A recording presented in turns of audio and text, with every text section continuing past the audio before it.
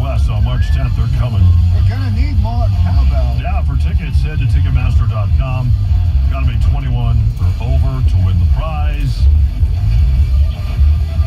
Just listen for today's code word coming up. And then head to our show page at mynorthwest.com/5 until 8 o'clock to win tonight. Ron and Don's Top 5, Bet 5. Number 1.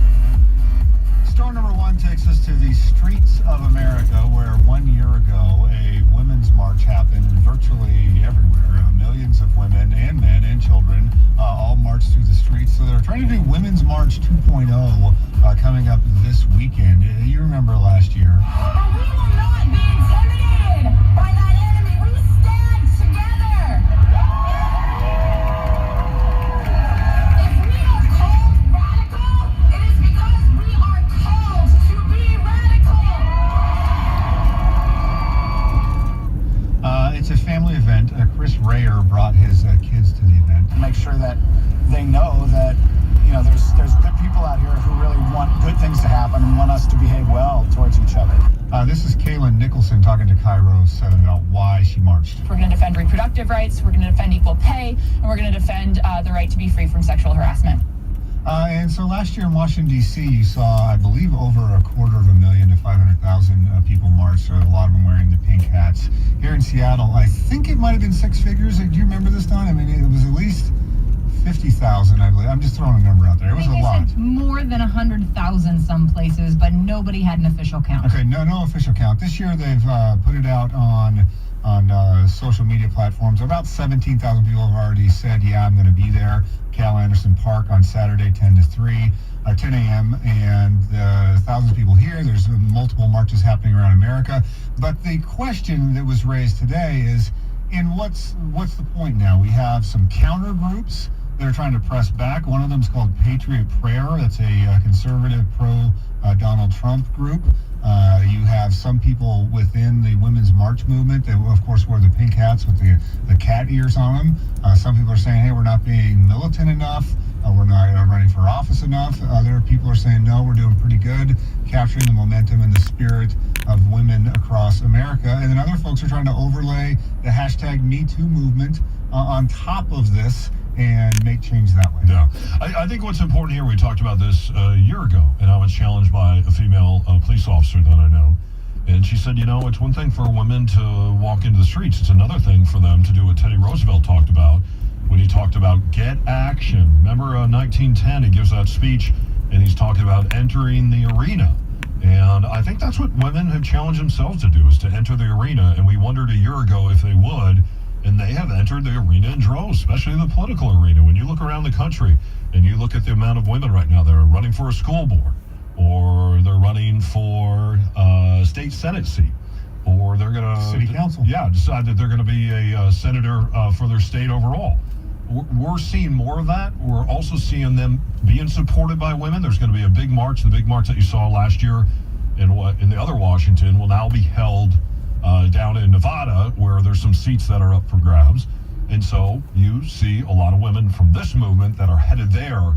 But their whole emphasis now is run for office and make sure when it's time to vote that you get to the polls. We have to do a better job of doing that. And give Donald Trump some credit here, who, by the way, was 30 for 30 on his cognitive test today. And he also had his personal doctor come out and speak for over an hour. And he was told, you stand up there.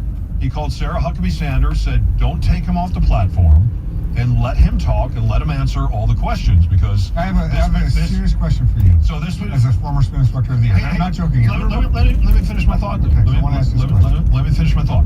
So you have this gentleman who now is probably going to run for a second term. They think he'll be healthy enough to run for a second term. He never drank, he never smoked his whole life, and they say that's one of the reasons why he's in very good health. May need to lose some weight, but nonetheless, it doesn't look like Donald Trump is going anywhere. And there are a lot of women, older white women in this country, who said they weren't going to vote for him, and then at the last moment, like my mother, at the last moment, they did vote for him because they voted for the ticket. They voted for the Republicans. And so if you want to see change in this country, it just can't be progressive women that are way to the left, and we see a lot of that on the left and right coast. You have to make sure that you bring women along from the interior of this country, and that is yet to be proven. Yes. Otherwise, you may be looking at this president, Donald Trump. You may see him in another term, a second term. And I know there's a lot of folks out there that are part of this movement that don't like to hear that. So, a question about the first point that you made. Is it, I'm not a doctor. Can someone that appears to be morbidly obese be in excellent health? I'm not saying that tongue in cheek. I'm Totally. saying that Totally. you can be. yeah. Okay. I mean, I don't know how it works. It seems like Does he really appear to be morbidly obese to Morbidly you? obese is- According to the BCA. it's morbid Or the obese, I BMI. think, Or the BMI. is like 50 pounds over your recommended weight, I It's the believe. BMI, right? Yeah. So, Yeah. I mean, he's definitely not in the range. Yeah. I don't know. You were in great health when and you would I mean, I wasn't- I wouldn't you would have say been excellent. considered morbidly obese by your BMI, right? Yeah, I wouldn't say I was in excellent health. No? I would say I was in good health, but I'm also not 72 years old. Yeah. So, I mean, I'm just saying, I haven't seen the doctor talk. His doctor, believe me, if he would have missed some of the questions on this cognitive test, the news would just run with it, and they're not running with it tonight because he was 30 for 30. They say that there's never been another president that they gave a cognitive test to. I wonder how you would know that. This doctor said he looked in the history books and couldn't find that anywhere, which is kind of interesting because I wonder, Ronald Reagan, for instance, when he was in office, there are thoughts that there was early onset dementia. We all know how President Reagan ended up passing away. So there was a concern there. And there's a similar concern with this particular president. But you have to give him his props. He was 30 for 30 today. Evidently, when it comes to his cardiac accounts and his cholesterol and diabetes and all that, his numbers were great. So they say he's going to exercise a little more, maybe get on a stationary bike and watch his More diet. golf. According to the BMI, if you are 6'2", as the president reports his height to be, so I don't know if that is accurate or not. 6'2", you're supposed to be between 171 and 209 pounds. And did they give his weight out today, do we know? Not that I President's saw. weight? He does not appear to be 209 pounds. So I'm 6'1" and a little bit. I'm 200, anywhere between 205 pounds and 215 I am pounds. one- You should be 6'10". Fluctuates. I am right. 6'1", More really obese. and I'm 197. Yeah. 196. You should be 6'4". Like, thank you. Oh, so you're saying I just need to grow. Yeah, that's it. I don't need to lose any weight. I just need to put on. I need to put on 3 inches. Eat your vegetables, gentlemen. Oh. Anyway, he might be around for second term, so it'll be interesting to see what happens with the second big march coming up here on the 21st. Let's check the cards now with Tracy Taylor, brought to you by Online Trading Academy. Tracy. Seattle Fire was headed out to a fire call out on 15th Northwest out near the Interbay golfing range, and that has been turned around and all fire crews are headed back. However, Seattle DOT is telling us about a new wreck at 30th Avenue Southwest and Southwest Genesee Street. That could be a bit of an issue. Looking at the real-time travel times right now, it's still going to take you well over an hour from Bellevue to Federal Way. A lot of this has to do with the fact that we've got a wreck out near 44th. It's reported to be in the center lane, so it has you lined up out of Bellevue. It is busy on northbound 405 as we get past 520 heading into parts of Kirkland. You're going to find some slowing through Swamp Creek and heading up to the Alderwood interchange. As a matter of fact, that real-time travel time from Seattle to Everett is still sitting at about 70 minutes. The heaviest traffic lies between Northgate and heading into Alderwood, and it's the typical lineup. So for those of you getting around Highway 2, as for other blocking incidents, our earlier stall, or rather crash, southbound 405 from Northeast 8th is still partially blocking. Traffic brought to you by Online Trading Academy. Attend a free power trading workshop. Text the word traffic to 57682. Register for ongoing Bellevue workshops and a Mount Vernon workshop next Wednesday at 1 and 5:30. Cairo Radio Real-Time Traffic. I'm Tracy Taylor. Ron and Don's Top 5 at 5. Number 2. There's old homeless Joe, he's a one-man show. You can catch him down in 5 Points, where everybody knows he can. All right, story number 2 is a interesting Q&A that came about in the Seattle Times in their Project Homelessness column. They have a bunch of people together and writers that write articles on homelessness, and then they field some questions. And so some questions came across because an article was put out, and a study was put out, says that Seattle had the third most highly concentrated homeless population in America behind New York and LA. And so they said they got a deluge of questions from people, including, what does concentration mean? Is that homeless per square mile? relative to population, if we have the third largest homeless population in the country, do we have the largest concentration of homeless per capita? And then they go through and answer some of these questions. And so the takeaway answer is it depends. It depends on how you slice and dice the numbers. But as a little context, I do always like to play this sound from the consultant that Seattle hired and paid her, I think, 6 figures. Barbara Poppy. And she made a series of recommendations, and we've pretty much done very few of them. There were not requirements on results being obtained for many of the contracts. I think it's been more than a decade since they awarded funding competitively. Funding had been awarded on the basis of you received a grant last year, you got it this year. The politicians are telling us that there's progress in that metric. You're also not a high accountability culture. It's all of the processes just seem to take so long because there's, multiple committees have to weigh in. And then also Jenny Durkin, of course, is able to say we should do this and we should do that. So the mothers living in cars with their kids, we have one of the highest rates in the country. We got to move them to housing so those kids get good schools and education.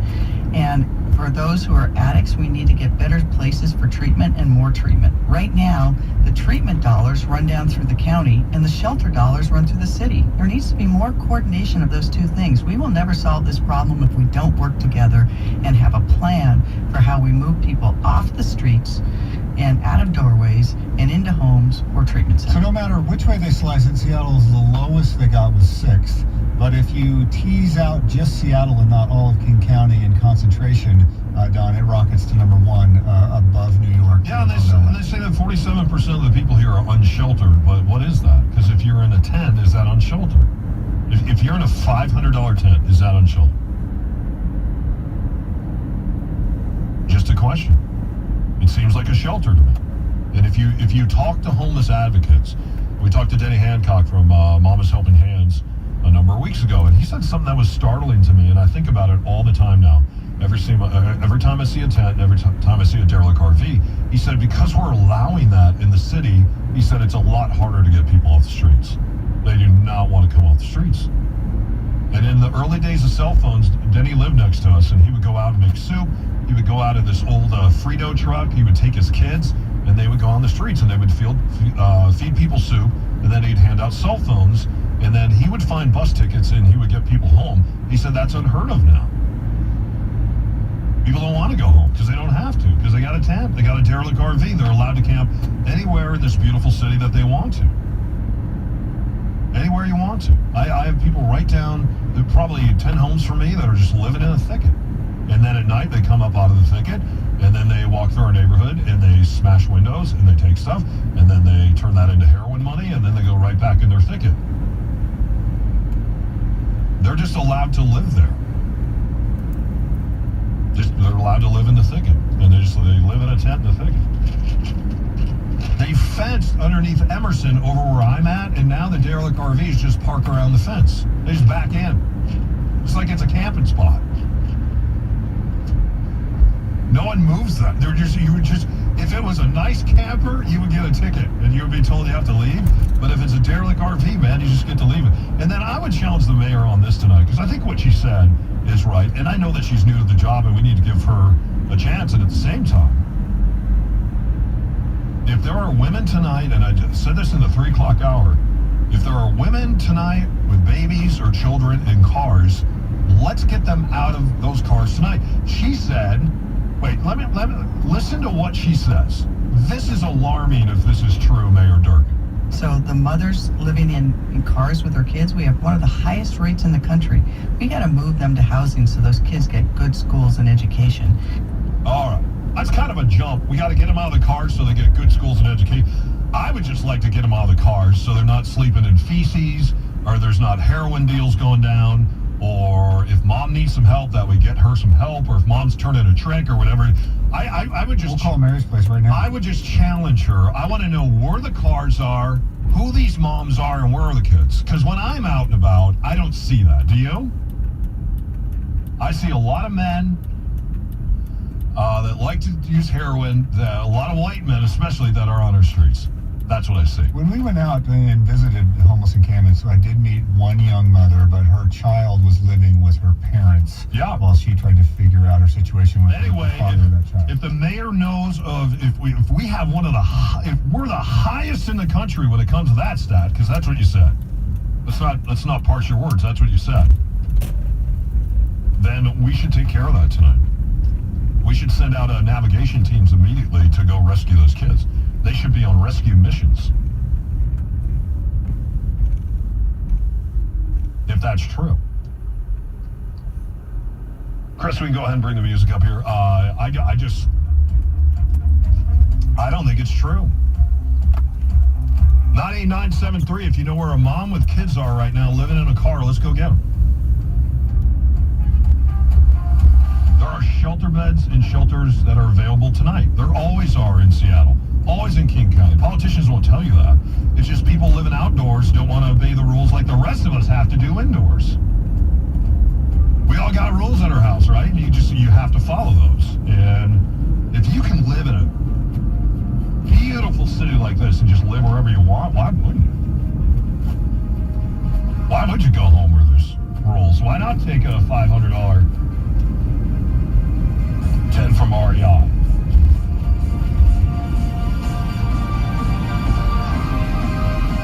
Anyway, 98973, are we having text messages about moms and kids right now and where they are? Exactly? No. Okay. 98973, if you're a mom in a car and you have a phone, text us at 98973. We'll get you some help tonight. Mayor Durkin says it's real bad out there. It's the Ron and Don Show on Power Radio.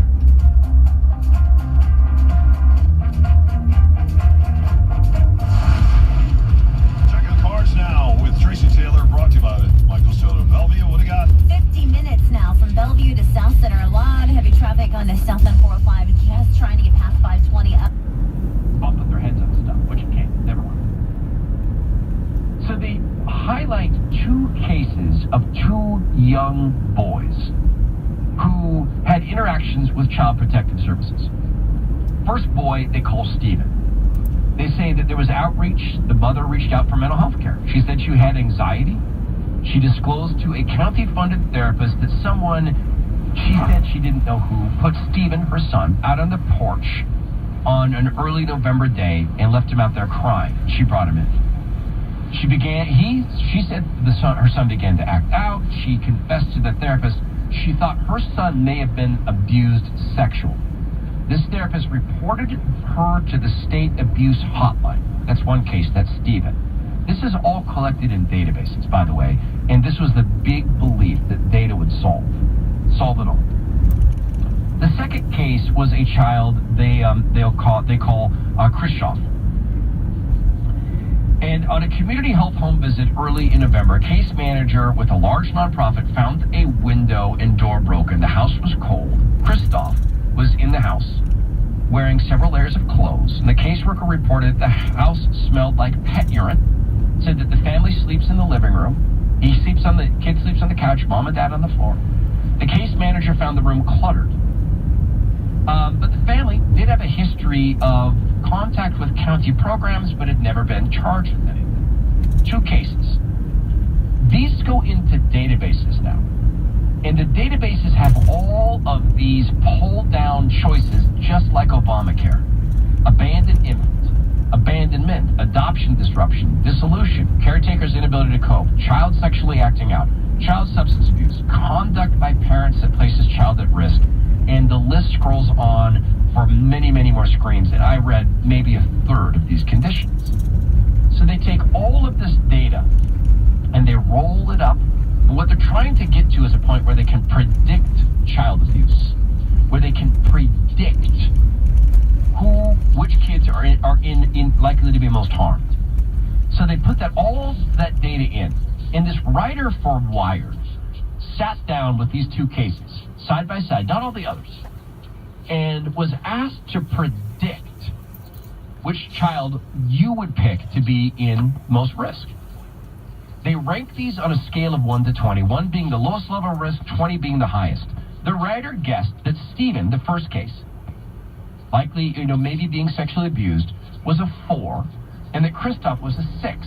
Christoph in the cold house. Christoph in the house that smelled like pet urine, but not sexually abused. Or suggested that. The researcher revealed that they had far different numbers. Stephen, the 6-year-old who may have suffered sexual abuse, was rated a 5. Christoph, a teenager who sleeps on the couch in a cold apartment, gets a 14. Why? The systems, and this is brilliant.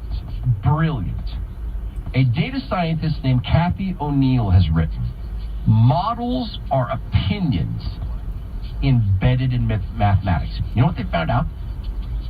All of these models presuppose that being poor is tied to abusing your kids. That being poor is tied to your kids being at risk for sexual abuse. That being poor is tied to risks of physical abuse and neglect. In it is, in fact, as this data scientist said, opinions embedded in mathematics. The designers of the systems have never been poor. They have never seen a parent sacrifice all for their kids. They have never seen a parent say, oh, I don't eat 3 meals a day, but damn it, my kids do. They've never seen a parent stay up and mend socks by hand all night. And when the sun rises, go to work all day. They have never seen a parent find ways to work from home. Stuffing envelopes, taking phone calls, taking in laundry, because they've never seen it in their lives. The game makers, if that's what data modeling is, it's a game. Embedded in this, their soft bigotry of low expectations. So what is the cure? You know what they found? Humans. We're not perfect. And in my judgment, that's how we can sense something's wrong. Computers can't sense something's wrong. They can see that your eyes are askew. They can see that you're sweating, that your heart rate is high. Are you nervous? Are you angry? Are you upset that you have to be here? We can sense that something's wrong. The child looked at me.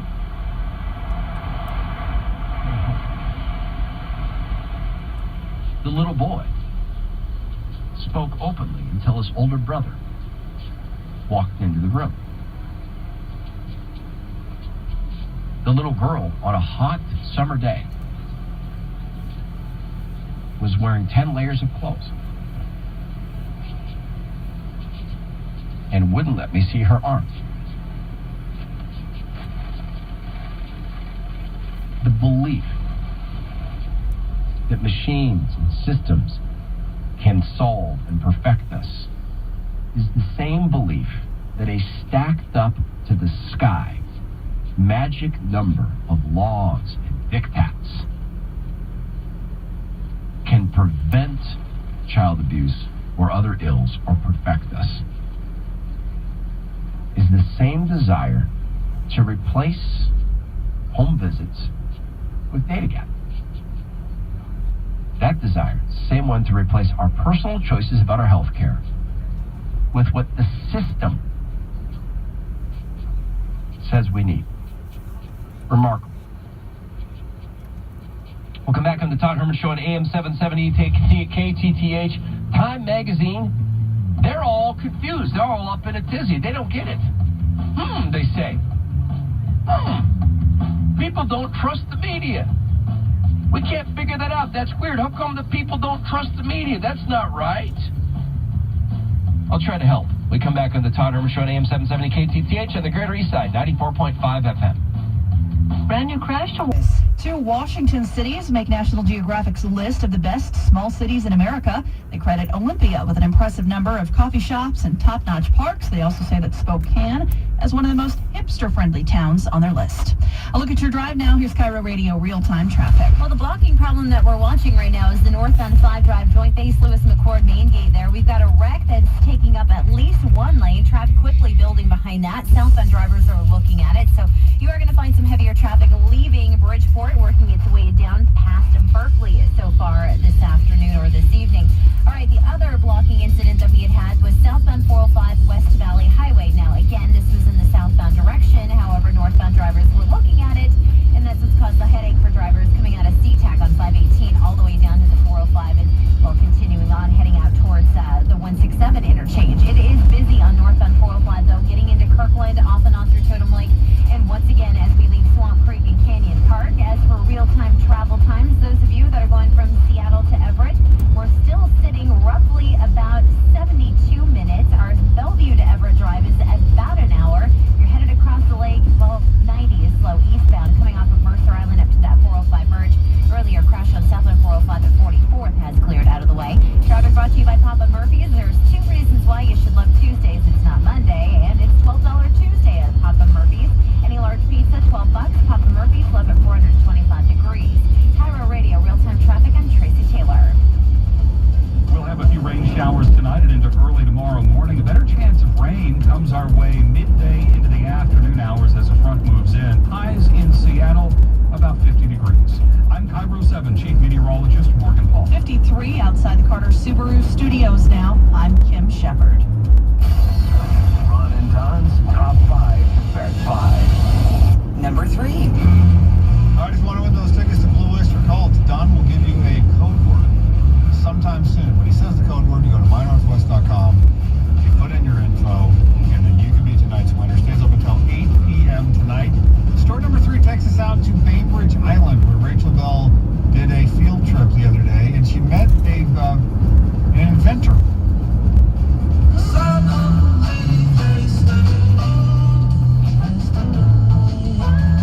It was 1968 San Francisco. 1 year after the Grateful Dead joined Jimi Hendrix, the Mamas and the Papas, and Jefferson Airplane at the Monterey Pop Festival. 1 year after 100,000 hippies descended on the Haight-Ashbury neighborhood for the Summer of Love. And Charlie Hall was a student at San Francisco State University. Charlie Hall, who now lives on Bainbridge Island, invented the waterbed 50 years ago. This was from actually my graduate school project in 1968 in San Francisco. My thesis was on human support and comfort, and the waterbed evolved out of that. After graduation, he had a company manufacture the beds that he believed were the most supportive and comfortable beds ever invented. And this being a groovy time in American history, waterbeds were first sold in pretty groovy places. You know, people looked at it and they saw this thing wiggle and undulate, and they had, thought it was a very sensuous kind of thing. So waterbeds in San Francisco were originally sold in a lot of head shops. You'd go buy a bong and a waterbed in the same place. And I presented it as a serious product. Macy's did a test market, and some other bedding stores did. It took almost 5-8 years to have them received that way. Eventually, Charlie had 32 of his own retail stores in California, and the beds took off nationwide. I did early on make a bed that went to the Playboy Mansion. It was in green velvet, and it's in the center of a Playboy magazine of 1970-something. I think it attracted some counterculture types at the time, entertainers, and one of the Smothers Brothers bought one early on, and I remember Jefferson Airplane hoisted into their house on the Panhandle in San Francisco, and other interesting people bought them, including a nudist colony in Topanga Canyon. They just loved them. They were too. Before long, there were copycats. I did get a patent on it. It issued after 2 or 3 years of pending period, and it took me till 1992 to collect royalties from some of the copiers.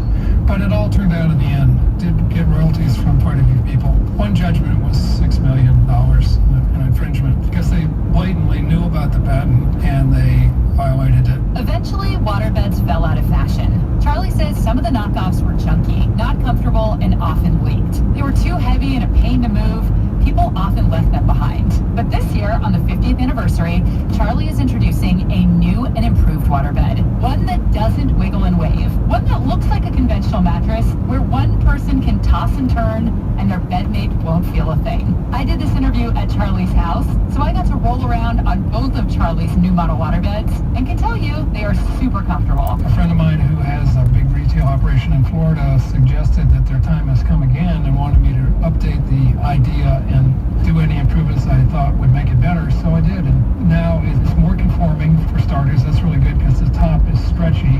It's very, very waveless. You don't even perceive that there's water in there from a visual point of view of it moving, and supports you even better. Plus, it doesn't have the problems that some modern day mattresses like memory foam is subject to a lot of body heat return where they feel hot at night. And waterbeds allow you to really customize the temperature just to your skin temperature, which is very important because your muscles expand, relax when you get into a warm bed, and they're contracting if you get in a really cold bed.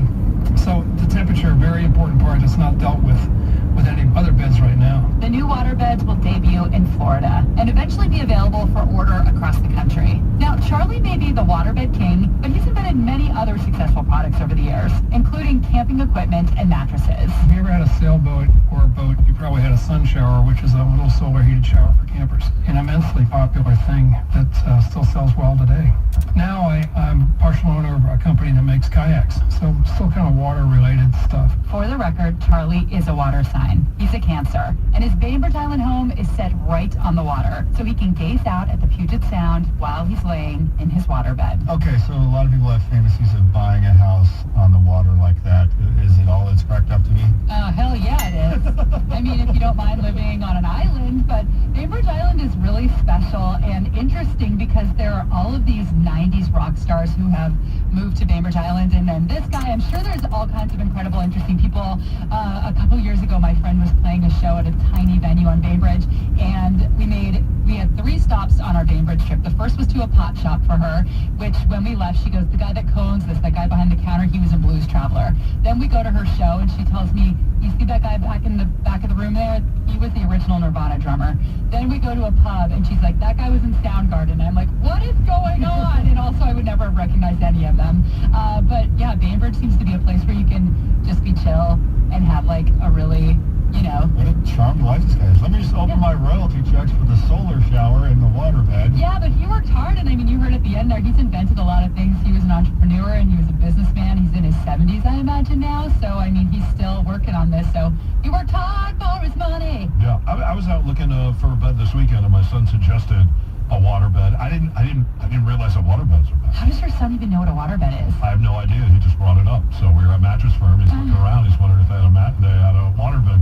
You said so it's going to start in Florida and then work its way back across America? Yeah, but I was Google searching and I was seeing all these waterbeds that look like modern beds now. So maybe people are already doing it. Maybe this is just his version, and as the king of waterbeds, he's doing the ultimate version because, like I mentioned in the story, he said a lot of the knockoffs were just crap, and that's what gave waterbeds a bad name. They would burst, and they weren't comfortable, and so this is his version of a new one that he has updated himself. And you laid on this man's bed? 2 of them. He had two different kinds in 2 different rooms. I was like, let me lay in your beds. What's your sign? I asked him all the questions you're supposed to ask alone with the man on Bainbridge Island. He's so nice. I loved him.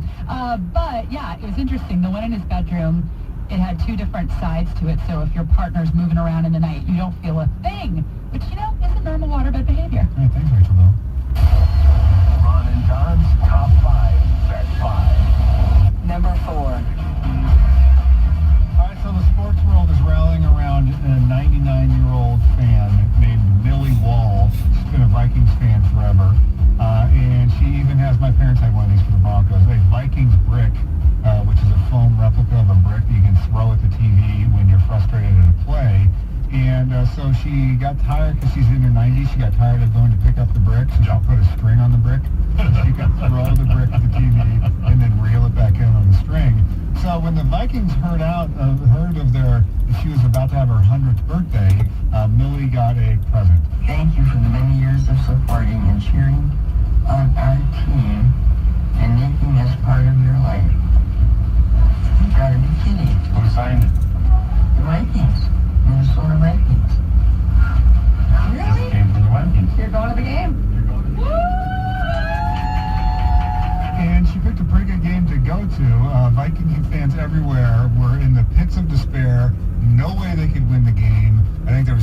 seconds left. They were like 79, 80 yards away from any sort of score, and a miracle happened. 14 seconds to go. Our last play. Chase on the deep drop. Steps up in the pocket. Will fire to the right side. Caught by James. Stay on. Oh my God! 40. Touchdown! Are you kidding me?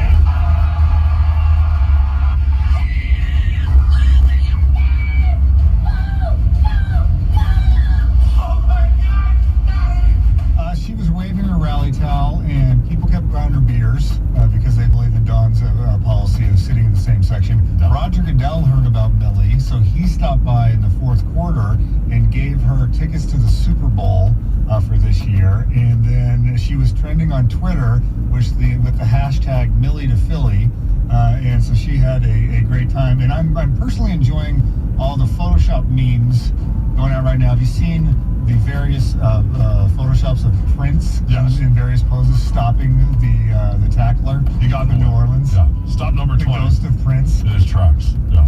You know what's kind of cool for Minnesota if you live there is they built a new stadium, and typically you do a deal with the NFL. You're like, hey, if we build a new stadium, give us at least one Super Bowl. We didn't accomplish that here in Seattle because a lot of people consider our stadium too small, and then in a couple of years it'll be a relic already compared to all the other stadiums that are going up out there. But they did it. They built a beautiful stadium, and now that's where the Super Bowl is going to be this year. And maybe For the first time ever. Right? yeah, maybe the hometown favorites will be played in that Super Bowl with the Minnesota Vikings. I have to say, I'm just going to be on. I want to see Tom Brady one more time. I'm not really interested in the Jacksonville Jaguars. I'm not. If he keeps doing this, it's going to turn where everyone's going to be a fan because he's going to be 46 years old still making it to the Super Bowl. Yeah. A friend around told me the other day she had a coworker that wore a shirt to work that said, if loving Tom Brady is wrong,